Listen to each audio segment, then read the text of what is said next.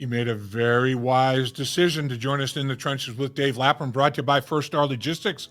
As always, coming to you from the phenomenal studio that's provided by First Star Logistics, because we are catching up with newly named defensive coordinator Al Golden. And man, he is what his last name says, solid gold. This guy has an extremely high football IQ. He's got experience as a position coach. He's got experience as a coordinator. He's got an experience as head coach in college football, 5 years at Temple, 5 years at University of Miami, Florida. And this guy is going to bring a lot of experience and a lot of versatility to the coaching staff. Players are going to get answers to their questions. He improves the organization dramatically. And what a run that he orchestrated for the defense of the Fighting Irish of Notre Dame. I mean, they had a historic season, and he talks all about that. And he's very, very proud of that, and rightfully so. And we talked to him about personnel. We talked to him about scheme. What's he going to do a little bit defensively? We talked to him about, what life's like. He knows what it's like in the AFC North. I mean, all of that good stuff, all that football stuff. But it's just, there's something about Al Golden that really, we all love the game of football. And when you sit and watch and listen to Al Golden, you know he loves the game of football too. I think it's going to be very exciting to watch this defensive football team in 2025 under defensive coordinator Al Golden.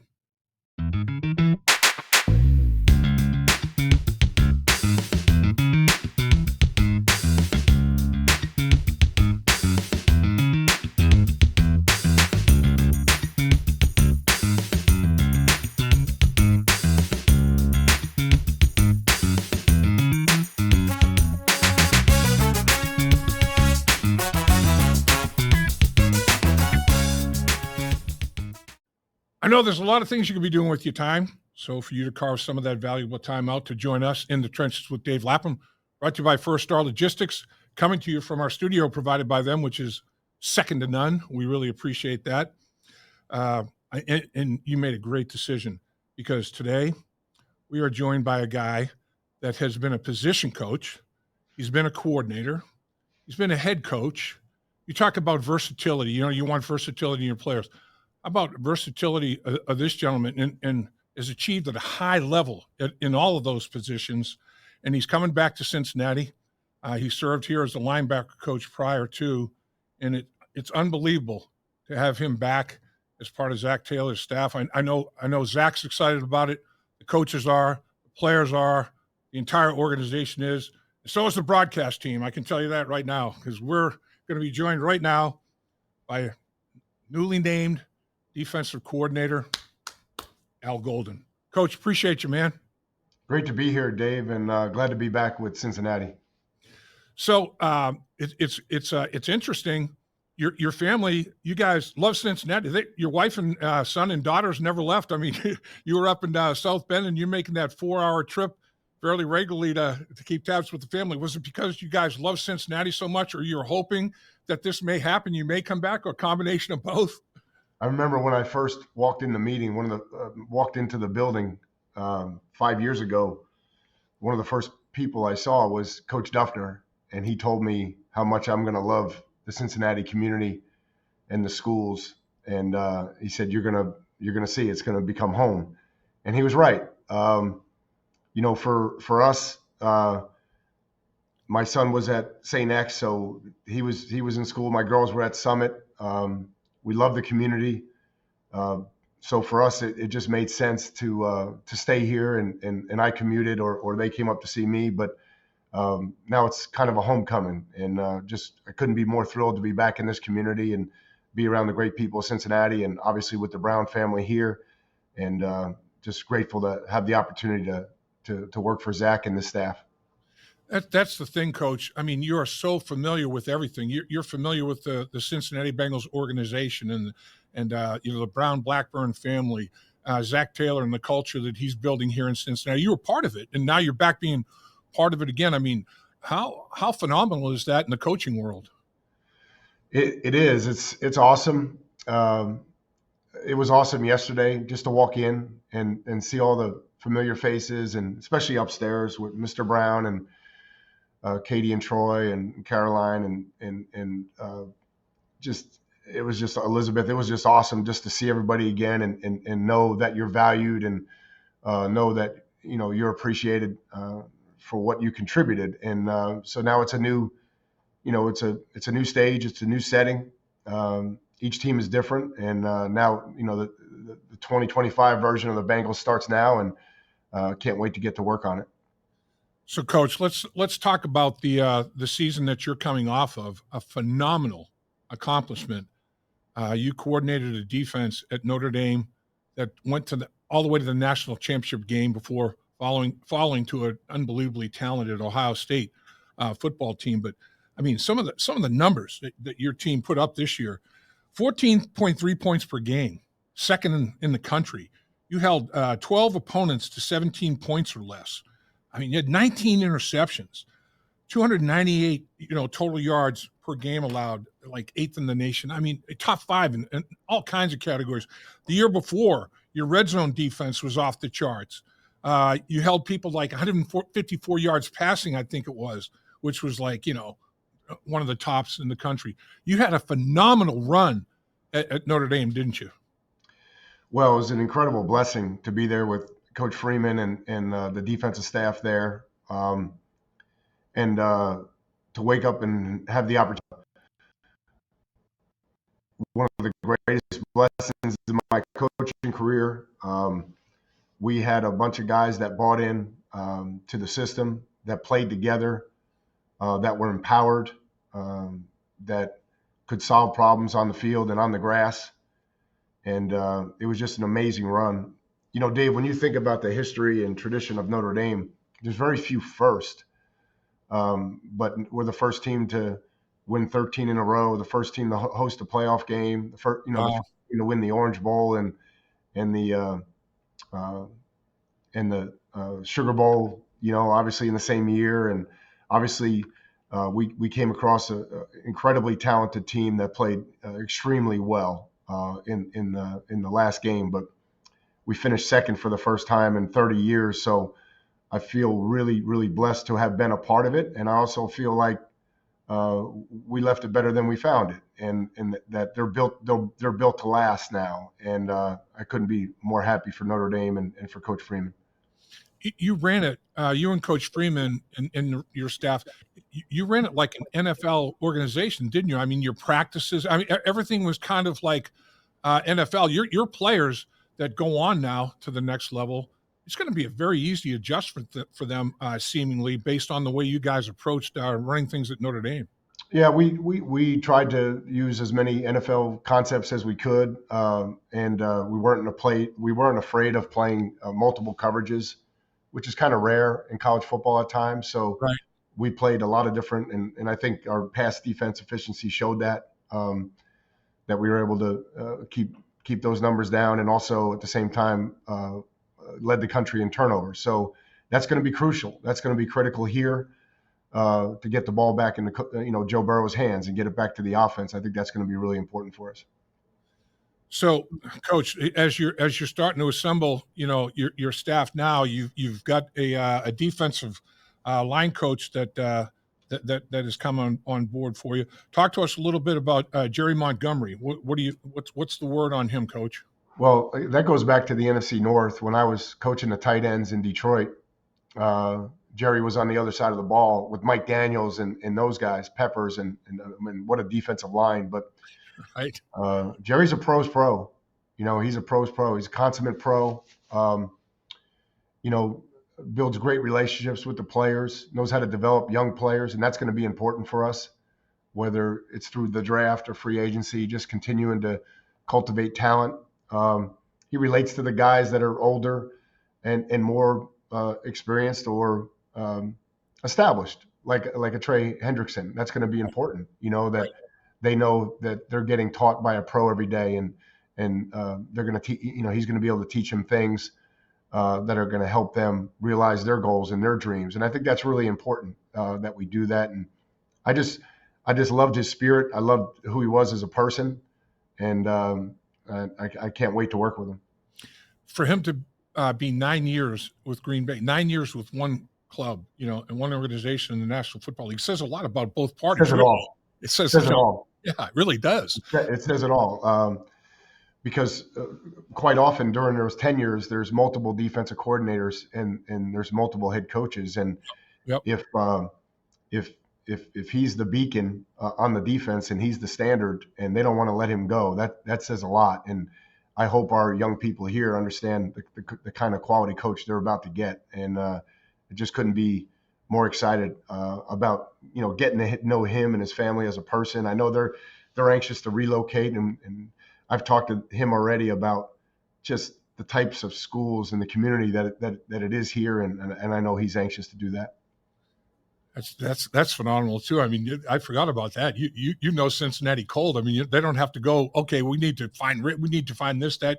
They got coach, man. He knows the city. He knows the city as well as anybody. But like you say, Trey Hendrickson, 35 sacks the last couple of years, 17 and a half a year. I mean, this guy he's a genetic marvel, man. He's one of one. But then on the other side, you got Miles Murphy. You're a young guy that's in the developmental stage, and so you got two different guys with talents that are at different stages of their career that Coach Montgomery can have a huge impact on, like you said, help develop the younger guy and really maybe even raise the bar if there's any meat left on the bone for a Trey Hendrickson, which there always is. There's no doubt, and part of that is scheme too, just structuring it so that we get Trey the matchup that he needs on passing downs, third down, 2-minute drives. Yep. While at the same time, developing the young talent that's here already, and I think that's going to be really important. And he garners a lot of respect, and I just can't wait to work with him every day. Now, on the back end of your defense, from a coaching standpoint, Jordan Kovats, the safeties coach, Charles Burks, the cornerback coach, they're probably in the mix as you're evaluating what you might do with your coaching staff. That's still to be determined. I mean, I know at one point you were coaching linebackers as well as being the defensive coordinator. There are linebackers on this football team that you've coached prior, in your prior stint here in Cincinnati. So all of that puzzle is being put together as we speak by you, isn't it? Yeah, I mean, I had the honor of being able to draft Logan Wilson, and that whole process, to have him down at the Senior Bowl, to watch him practice there, and then to land in Denver, and then drive up to the University of Wyoming campus, and I left there saying, this guy's going to help us. I left that day saying this is going to be a really, really good pick. Yep. I think he was the third round, and obviously, made, I've lost track of obviously, just being up there the last couple of years, just in terms, I know he was injured a little bit last year, but yes, he's one of the first guys that reached out to me. So I can't wait to have the opportunity to be part of his comeback, if you will, from the injury, and right. Getting back to playing fast and impacting the game. And I just remember what a great job that he and Jermaine did during our run in the playoffs in 21, and obviously that's why we're all here right now, is to get that going again. In 21, defense holds people to 105 yards rushing a game, and you get 9 takeaways in the playoffs. That playoff run was unbelievable. You guys were just giving the offense, another possession. And like you say, when you have Joe Burrow, a legitimate MVP candidate, Jamar Chase, Triple Crown, leads the league in catches, yards, touchdown receptions. T. Higgins, Chase Brown as a running. I mean, it's unbelievable. You can get extra possessions for that offensive football team. It could be pretty special. It's going to be a big part of who we are, Dave. To play complementary football, it's really important. And sometimes ball disruption techniques, ball disruption conversations, ball disruption drills can become mundane. But the mundane allows you to be more efficient, allows you to be faster in your response to those opportunities during a game. And that's all defensive football is how do we tilt the odds in our favor on any given play? And ultimately, if you want to be among the elite in takeaways, you have to prepare and practice among the elite. You have to look at it a different way. And everybody in the organization's got to be on fire about it. Got to be on fire about it. Doesn't matter whether it's in Darren's room on special teams, the secondary, the linebackers, the D line. That's going to be one of our most critical jobs, is to get the ball back to those talented players that you just talked about. Yeah, it's Paul Brown had a bunch of sayings, and I remember one of his sayings was when it was the dog days of training camp, when we had 6, and even one year we had 7 preseason games before anything counted, and it would get 2 days every day, in the heat of Wilmington, Ohio, and it got to be a drag. I mean, the dog days of summer, and Paul Brown would get up in the morning at our first meeting. He said, "Men, this is another day where you have to master the mundane." I love it. Just exactly what you said. Yeah. You got to master the mundane today, guys. And he would love what you're all about, because Paul was like, keep it simple, but make it look like it's not. I mean, we would have. I remember one year distinctly where we had guys making mistakes, and he's like, "All right, look, obviously I've overestimated you guys' football IQs. Here's what we're going to do." He puts up 3 running plays, 4 pass plays. Yeah. He goes, "There's our game plan." But he goes, "We're going to do it a bunch of different ways." He said, I'll help you. I'll disguise it with personnel, with formations, with shifts, with motions. We go on a 3-game winning streak, and that taught me so much. Yeah. I'm like, don't overthink this, man. Repetition. It was like when you might disguise it and everything, but right before the ball snapped, when everybody said, everybody knew exactly what to do, how to do it. Sure. I mean, because it was so simple, and man, that taught me a lesson. Yeah. At the end of the day, right? What endures during a 21-game season? What will endure? What will withstand? And that's brilliance in the basics. Like, do we understand how to take the ball away and the opportunities that avail themselves during a game? Are we great tacklers? Do we identify and recognize the situation, and do we perform accordingly? You know what I mean? So all of those things are going to be at the heart of what we do, and just we're going to be so engaged, so relationship driven, and we're going to empower the guys on our team to really do whatever they need to do to make sure that they understand these little things are what's going to hold up throughout the whole year. Last year, Coach, the base defense was a 4-2-5, and then when in the AFC North, when they get big, and start trying to pound, to go to a 4-3, and again, every 4-2-5 is not the same. Every 4-3 defense is not the same. And one thing that I love about you, I love your aggressiveness, man. I love your pressure packages. I love the way you bring it on people. I mean, you're punching, man. You're not counter punching. You're delivering the blow, man. I love that. Yeah, I think you have to look at it a bunch of different ways. Each game is its own bingo board, right? So who and what can cause you to lose? The who are the players, the what is the system. And so try to eliminate that. But you have to have enough negatives on your call sheet to get them in the third and 5 or more, 6 or more, because those are the downs that you can rush the passer. So we're going to have to do that. We're going to have to earn the right to rush the passer. It's really important that we do that. But I think every situation, every game is different. I think the way you describe our defense is pretty accurate, Dave, in terms of 4-2-5, 4-3. But just out of the 4-3, there's so many different combinations that you can evolve to, whether it's 5 down, under front, 6-1 look, just whatever the case may be. We're just going to be very, very flexible and do what we need to do in that particular game to win the game. So while I'm thinking about it, from a talent perspective and an evaluation perspective, and I know you're doing that now, I'm sure you're probably looking at every single bit of tape that you can, and grading the defensive performance on an individual and collective basis on your own. I mean, your grade is the one that you want, you trust the most. Is that the process right now, Coach?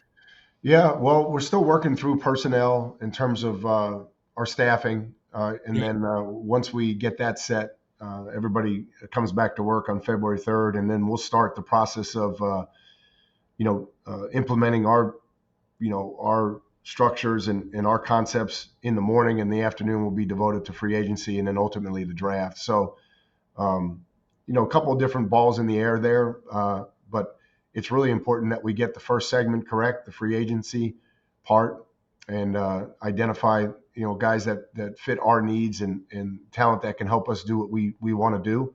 Right. So that's really kind of what the horizon looks like. And I'm not to the point yet where I've started to quality control things here. I think it's going to be more about just implementing the things that we want to do and plot a new course and making sure the fundamentals are resound in every room in this building, and that everybody buys in and they all feel like they have a piece of it, because that's going to be important. Your football IQ is second to none. Your overall intelligence. I mean, shoot, you go to Penn State. That's the thing that I love is, and we'll get to that. But you were a tight end at Penn State, and you've coached tight ends, you've coached linebackers. I mean, you're a ball coach, both sides of the football. I mean, you understand every nuance, every aspect of football that there is to understand. But while we're talking about veteran free agency, then the draft comes up. You are such an additional resource now for Duke and his staff, because you've game planned against some guys that are going to be evaluated for the college draft. You've coached some, you've game planned against, and had to make calls against these guys. You have an acute understanding of, like we were talking about before, everybody wants to play Notre Dame, so you've played teams from just about every conference that there is. So I would think that Duke and his staff would, hey, we got to catch up with Coach. I mean, he's got to have some input here that we value, and I mean that's a resource that I'm sure Duke is very, very excited about tapping into. Yeah, and I'm excited to offer whatever I can to Duke and his team upstairs. I mean, I love working with those guys. Last time they're here, they're almost all entirely here still, which is great. I see those guys when they would come through South Bend, and then certainly just being around some of the upperclassmen in South Bend the last couple of years, just having an idea of which guys fit our needs and would fit our system here. And then, as you said, just being able to play, boy, as many games as we played the last 2 years, like 30 games probably, and against a lot of really, really good teams, and which guys do I think, wow, we really had to work hard to defend this guy. Yeah, I think that will help us. Yeah, no question. I mean, a guy like you, that's an invaluable resource, because you see stuff on tape, but I mean, you don't see other things that you see when you're right there on the sideline. You're making me laugh because the players tell you all that you need to know, right? When we played Louisville this year, and after the first series, like the DBs were laughing, they're like, that dude is really fast, like we told you all week he was fast, but then they feel it on game day. And they came over to the bench and they were like, oh boy, that guy's really fast, that kind of thing. So at the end of the day, there's combine speed, there's workout speed, and then there's guys that, when they're on the field that are just different. And I think that's the one thing that I can help share with them, the guys that felt different on the field. No question. I mean, all the time it'd be like, dude, game day's different. I mean, watching that tape, tapes one, but game day when you're going against this dude, man, this is different. This is a little bit different feel. There's no question. So we talked a little bit about the fact that you played for Joe Paterno at Penn State, a tight end. You were a captain for him. You've coached tight ends. You've coached linebackers. You've been a defensive. You've coached both sides of the football. How big a plus is it, Coach, when the tight end position? I remember Paul Brown saying at training camp, man, the most underrated position in maybe all of sports, but definitely football, is tight end. Because let's think about it, guys. Tight end is involved in all the run game packages. He's an extra tackle. He's another blocker for us. Yeah. He's an extra protector, and when we want to go a little bit bigger, he has to pass block. He has to run routes. He has to be able to catch the football. He said the tight end is one of the most important positions, just other than quarterback, on our football team. PB was big on the tight end position. Yeah. Has that helped you I mean, your understanding of the game of football, having played that kind of a position, then coached it, and then coached, linebackers and both sides of the football. I mean, you're kind of like a football savant. You got all this knowledge in all these different areas of football. Well, Dave, here's how I can share it with you. So when Jimmy Caldwell called me to go to Detroit, he said, just come on up and coach tight ends for a year, and you can go wherever you want after that, but just come up and experience it. And Jim Bob Cooter was there, Brian Callahan was there, Ron Prince was the O-line coach. We had a great staff. Yeah. Great staff. And you go up there, and I'm like, okay, yeah, I play tight end, I can learn it. But so you learn a new system, but more importantly, Dave, what you learn is, okay, in this protection, we're sliding here. All right, the running back's scanning. If they're running counter, that's the mic point. The puller's going to +1. The double team's going to -1. Yep. And on this quad stretch, they're doing this. So you do all the mic points. You do all the blocking schemes. You learn all that. Well, that's, if you reverse engineer it, that's what helps me on game day. Just knowing if they're counter and I'm in a certain front, who they're going to, and what actually broke down on the play. So I think having that experience, and when I was a defensive coordinator in the past, I've coached the secondary, I've coached the linebackers.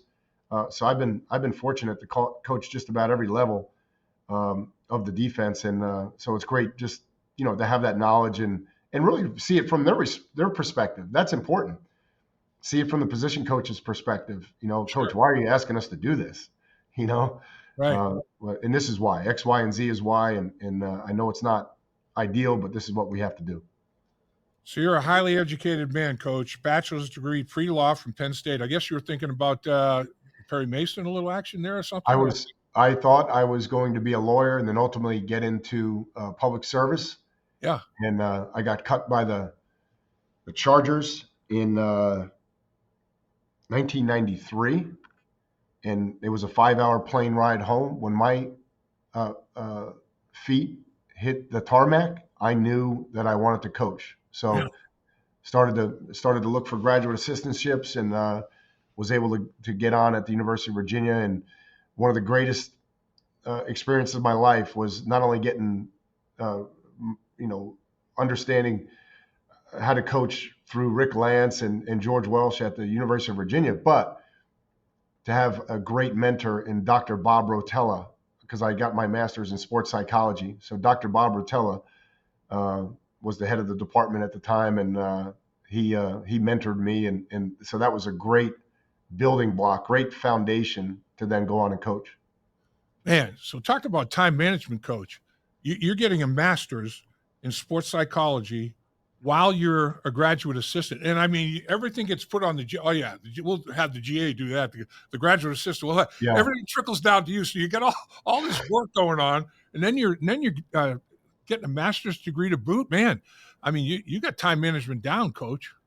I was blessed, and I think your Northern Kentucky fans will remember Rick Lance, who was Howard's defensive coordinator at Louisville. Yep.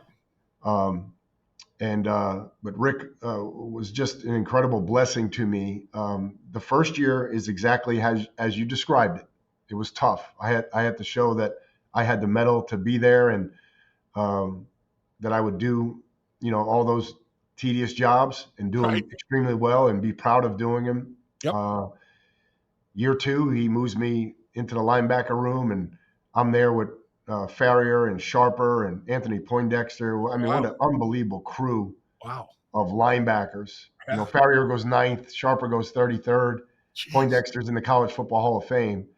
So I had 2 years of being hands-on thanks to Rick. Rick ended up walking around, but really taught me everything and entrusted me. And that really became kind of my mantra after that. Here's this guy who coached, the Canes, who coached the Cardinals, who coached so many great defenses, empowering me and entrusting me to run, the linebacker drills and that kind of thing. So it was just awesome.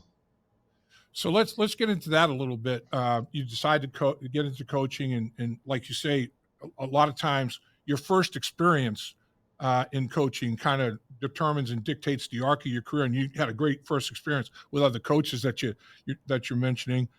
What other coaches over the course of time have been mentors or have left a big impression on you, or is it it's probably a huge laundry list, but maybe you can just give us, 2 or 3 guys that have really, really impacted who you are and what you are today. Yeah, I mean, I'll kind of do it chronologically. I think you already mentioned Coach Paterno, Yeah. but George Welsh. Those guys are both in the College Football Hall of Fame. We mentioned Rick Lance.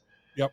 I was in the GA offices at the University of Virginia when Tom O'Brien got the Boston College job, and I can remember it. I'm sitting here in this office now. He opened up the door, and he cracked open the door, and he said, "You coming, Junior?" And then he closed the door. And that was it, man. I went and got a U-Haul. And he was the offensive coordinator. I was on defense. But he believed in me, and he wanted me to go with him. And so we were there after the gambling scandal at BC, and I had the great fortune of being with him and building that back up, and then went to Penn State for a year. And then Al Groh, who's probably my greatest mentor in all of football, taught me more about defensive football and defensive philosophy. He took me back to the University of Virginia as the defensive coordinator, and I couldn't be, just more blessed to have been under his tutelage and learn, an incredible amount from him. Then, obviously, 5 years at Temple, going to the first bowl game in 30 years. We won 9 games in a row. That was the longest in 117 years. Like it was unbelievable.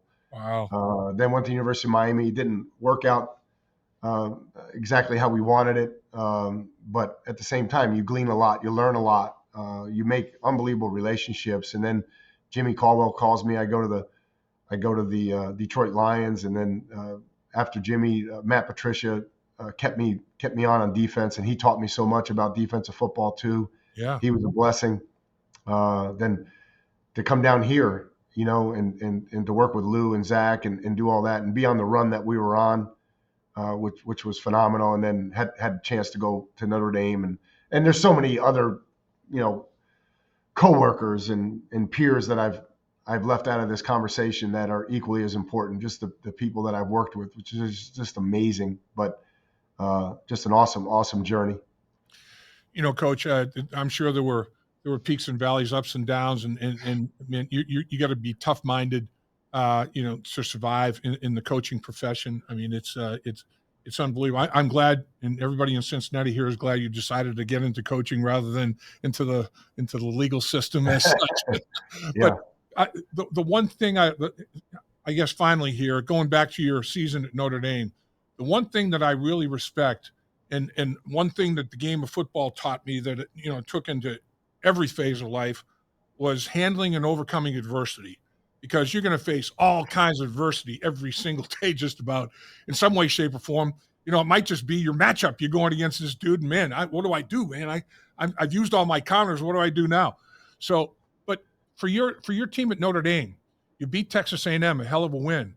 Then Northern Illinois doesn't go well, and what do? You go on the run you guys went on. I mean, anytime you're at a crossroads, it's either, you fold your tent, or you say, hey, pick it up by the bootstraps. Here we go, man. And you guys pick the ladder, and you go all the way to the national. That is a lesson to be learned by not just football players, everybody in life, man. You might hit a little bit of a speed bump, but don't make it a roadblock, right? It was one of the greatest runs that I've had the good fortune to be a part of. And to do it 3 years after, to be in the final game of the year, 3 years apart, the Super Bowl and the national championship game, was just incredible. And I drew so much from my first experience here, the 21 season, just being able to share with the players and coaches just how this goes, man. You land and you get back to game planning, and like there's no end until it's over. And the faster we can turn around, the faster we can build the concepts for the game plan, the faster the players are going to learn it, and less mistakes that we're going to make. And that's how you get on a run. And I just learned so much from that. But, it's hard to be, to be the first, we talked about this earlier, but it's hard to be the first anything at Notre Dame. But to win 13 in a row is incredibly hard, because you were on the edge of your seat every week, for 100 days. It was 100 days straight where if you faltered just a little bit, it was over. It was a playoff from that day forth, and it was just so great to be with that program and that team at the time. And you won big. I mean, it was you won games handily. It's like, man, you're not, you're handling people. It was impressive. I mean, it really was. Finally, Coach, you touched on it a little bit. A big thing, and I know every phase of the season, the NFL season is a year-round deal now. So not only getting your staff together, your coaching staff, and then veteran free agents, then the draft, but then OTAs, mini camps. That's where you build your foundation. As you were talking about, okay, guys, let's get going on this as quickly as we possibly can, because we want to start laying bricks now. So when we hit the ground running, week one of the regular season, we can get off to that fast start. Because quite honestly, Coach, that's what's plagued this football team here the last few years: slow starts. Well, I think first of all, every team has its own DNA, right? So the 2025 team is going to be what the course that we plot, and ultimately what the kids downstairs, the players downstairs want to do. Yep. In terms of getting that turned around, but we're not going to let that be the narrative. The narrative is going to be, here's what we need to do in 2025. Yep. As it relates to I love that you said, the brick, the foundation, the building blocks. I think that's really important because I prefer to maybe teach a little more in the spring, but I don't like coming in on a Tuesday or Wednesday. The kids have never seen before. The players have never seen before, and asking them to do it against a system that's very proficient at what they do. So I really believe in maybe you put a little bit more in than a normal spring. Yeah.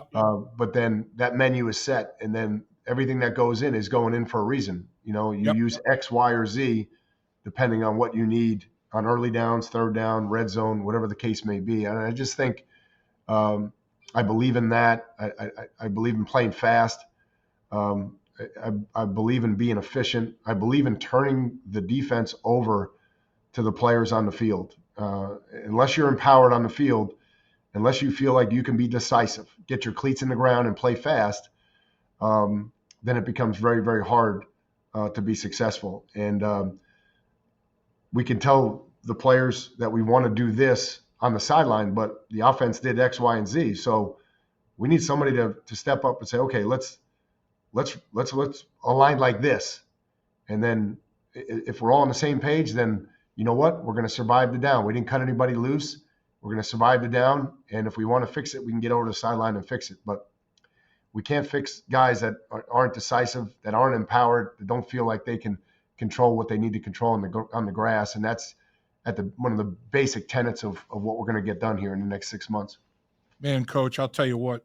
I had a flashback to my rookie year, looking at Paul Brown, talking to the team when I was just looking at you and listening to you. You look like a young Paul Brown. When he got up there and he said, you know what? He said, I want you guys to play fast. So I'm going to keep it simple. But it's all about alignment, AAA. You guys are going to be AAA. And I'm not talking about fixing your car and all. I'm not that AAA. I'm talking about alignment, assignment, adjustment. And I'll get you lined up. I'm going to give you assignments. But there are things that I'm going to have rules. I'm going to have simple rules that you can apply to everything. Sure. And at some point in time out there, something's going to crop up where it's like, oh, what's it? And that's where you have to make the adjustment. That's where, like you said, you got to be empowered. You have to understand why we're doing what we're doing. You have to be empowered. And man, I'll tell you what, Coach, you are right in line with what the greatest coach that I ever played for, how he approached it. And man, that's awesome. Well, we're excited to be here and excited to get to work. And I just really can't wait to see some of the players that, I've formed relationships with the past, but more importantly, just meet all the other guys that have been here, all the talent that's been acquired since. And I'm just really excited. I can't stress to you enough how excited we are to be back home and to be here with Zach and these guys and build it together. And 2024 is over. It's 2025. This is what we make it, what we put into it, the the course that we plot together. And I think it's going to be really important that everybody's all in on this. Because it's Zach always says it's going to be about us. It's going to be about us and who we become as a team. Coach, you got me sold, man. In fact, the hair on my arms is standing up a little bit. I can't, I'm 72 years old now. I can't move. But I can still two gap a little bit. I can kind of snap my hips. I'll play a little short yardage goal line for you or something. I mean, you got me jacked up, Coach. You got me ready to roll. I love it. Really do appreciate your time. I mean, you're generous with it, giving us this much time, and I'm so excited that you're back with the Cincinnati Bengals. And like I said, man, nobody has a higher football IQ, has a love for the game as much as you do, and it's going to translate. It's going to translate on the football field with your players, Coach. Really look forward to it. Thank you, Dave. We'll see you soon, okay? Yes, sir. Have the best day you ever had. All right, I will.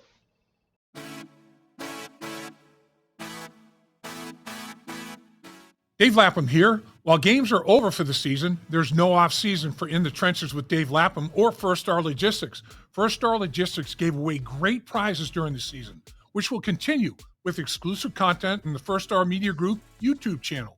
So please do me a favor, subscribe to In the Trenches, hit the like button, and visit the First Star Media Group YouTube channel for exclusive content and special giveaways.